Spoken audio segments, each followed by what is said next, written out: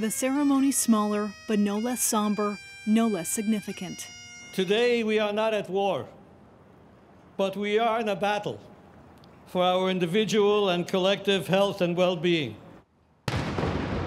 That battle has claimed more than 10,000 lives in Canada and forced organizers to scale the ceremony back dramatically. Only 100 invited. Solo singers rather than a full choir. And no Veterans March, only a small group to represent those now in their 80s and 90s whose age makes them vulnerable. I go back in time and think about our men who served in the Second World War and our losses in Korea.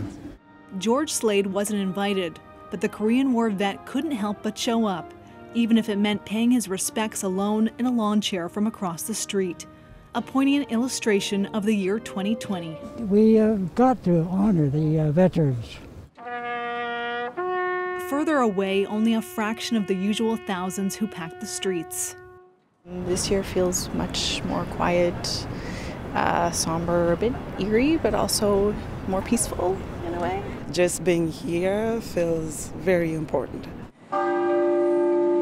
Other ceremonies across Canada were similarly distant, as fear of COVID-19 kept most veterans away and all people apart.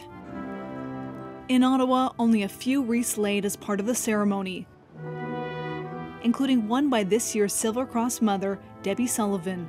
Her son, Lieutenant Chris Saunders, died on board a submarine in 2004. We acknowledge them all for their sacrifice and their service. It's all about our freedom. Veterans who've already sacrificed so much, now forced to be wary of the ceremonies that honor them. Ashley Burke, CBC News, Ottawa.